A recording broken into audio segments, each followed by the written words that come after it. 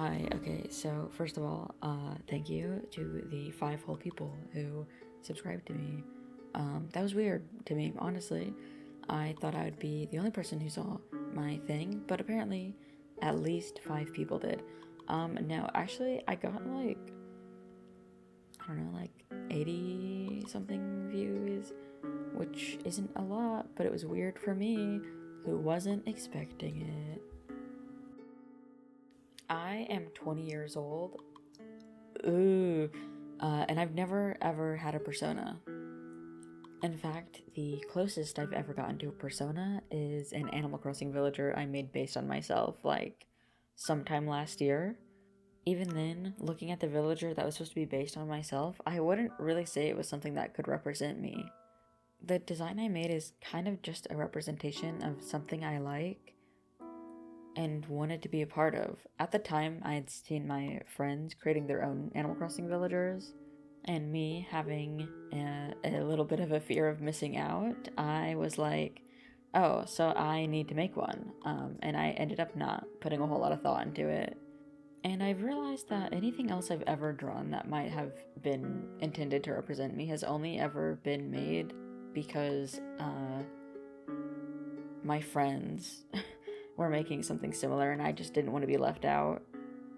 I've never truly taken the time to sit down and just make something I was proud of without getting too deep into it. I think a lot of the reason I didn't put a whole lot of thought into the things that I'd made in the past was because I just didn't really think I deserved the effort. I didn't find myself cool or interesting or unique enough to dig into parts of myself or my own interests and just apply them to something and really make something that represented me. Everything that I thought represented me, I kind of kept to myself because, to be honest, I was scared of other people's perception of me. As silly as it is, my sense of self has always been extremely fragile. So, the thought alone that somebody would be like, yeah, I don't really see that for you, was enough to just make me just never make anything for myself. And I think that's definitely something I'll probably struggle with for a long time.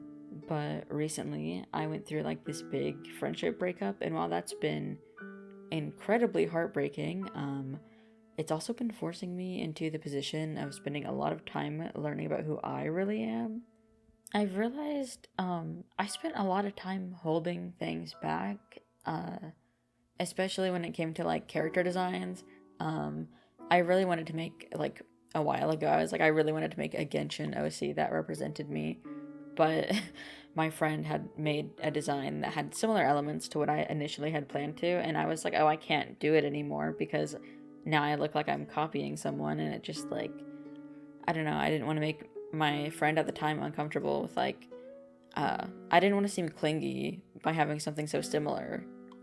The idea I was holding on to that I wasn't allowed to be interested in something that somebody else was interested in really held me back, and it's honestly kind of embarrassing now, but it's true. All of that word vomit is kind of just the reason I wanted to sit down and just make something that I could be proud of and say I felt represented me without feeling guilt or insecurity in that design. So yeah, I'm gonna walk everyone through my design process. To be honest, I'm not somebody with a super set in stone design process. I usually just throw things at the wall until something sticks. But this time I put a little bit more thought into it than I usually would because it was something special to me. Which I think, makes sense. The very first thing I did was establish the elements that I thought were going to be non-negotiable. These were things that I absolutely wanted in the design for my persona and had been wanting for a really long time. There were only 4 things that I had established before I went into the design. I knew I wanted it to be doll-like, have bunny ears, angel wings, and be pink. After deciding the general vibe I wanted to go for, I spent a lot of time scrolling through Pinterest and just compiling references onto a pure ref board that I felt inspired me. You'll notice these references range from things like calico critters to cosplay wigs, and that's because I wasn't really looking up anything super specific to find these. I was just scrolling through my Pinterest home feed. I figured that since I'd been using Pinterest for so long, my home feed was curated enough to just me that I would honestly just be able to scroll through and find a bunch of stuff that inspired me, and I did. Usually though when I design other characters, I do go through a little bit of a search, but this time it was just pretty easy. Whenever I do a new character design, my favorite way to start off is with a little doll-esque base. They're super easy and fun to customize. It literally just feels like you're dressing up a doll. Once I finished that, I started playing around with different hair designs. For me, drawing hair is one of the most fun parts of my drawing process, so I really wanted to give myself a hairstyle that I'd want to draw over and over again. Going into it, I actually hadn't planned to draw more than one hairstyle. Like, I was pretty set in stone on what I was going to do, but once I had put the first hairstyle down, I kind of felt like it didn't feel like me. So, you know, I tweaked it a bunch, and I went around to do some other hairstyles. I actually ended up editing the first hairstyle to feel more like myself. My first clothing draft was so horrible, I don't even want to talk about it. I very quickly moved on to the second one, and I actually ended up sticking with it because I loved it so much. I ended up taking a lot of inspiration from clothes that I actually own in real life. Obviously, none of them are exact, but they're pretty similar. The sweater is based off of course, one of my favorite sweaters I wear all the time, and the same goes with the leg warmers and the skirt. A lot of elements I added didn't look or seem too personal, but in subtle ways, I felt they were kind of personal to me. One small detail I added was the little bat wing hair clip. A friend of mine actually suggested that I added something to do with bats. I don't think he was really thinking about me when he said that, but it actually really took me back to when I was like 12 and super edgy, and so I wanted to add it in as a little nod to my cringe 12-year-old self. Now, while the general design was finished, I actually did go in and design the face more specifically. I don't have the speed paint for these, sadly, but I started off with this face, and I just didn't really I wanted it to be cuter, so in the second draft, I aimed for a little bit of a more cutesy vibe, but I found the face was just, too slim. I have quite a round face, and I wanted to capture that, so I moved on to the third draft, which I actually ended up rendering. I actually went into this one with the intention of it just being another rough draft, but I ended up liking the face so much that I just ended up going with it.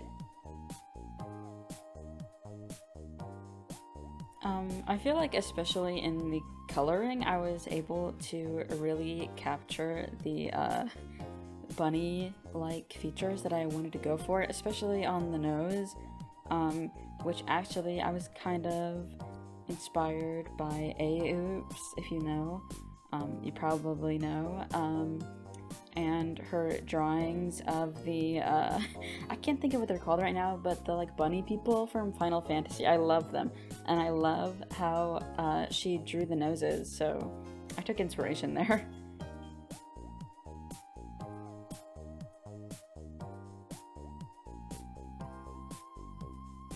I do apologize, the bonnet lace and stuff is not really the right texture because I honestly forgot about it until I started coloring the piece.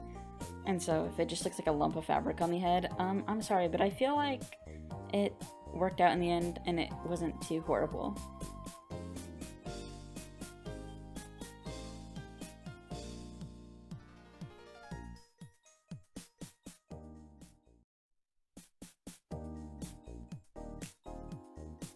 I actually struggled a lot when it came to figuring out how I wanted to color the eyes.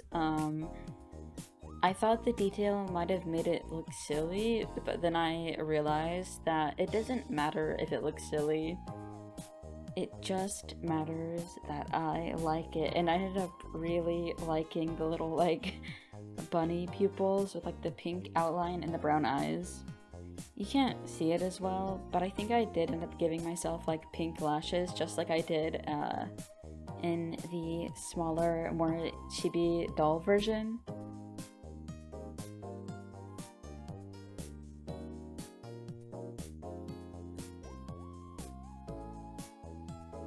I apologize if my rendering is super messy and my textures aren't quite right.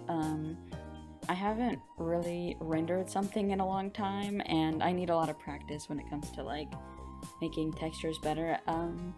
I've been working on my hair a bit, so hopefully that's been improving. I know it looks like a little bit like clay, but someone gave me the advice to add more, like, defined strands, and I've been trying to do that while keeping my overall soft pastel style.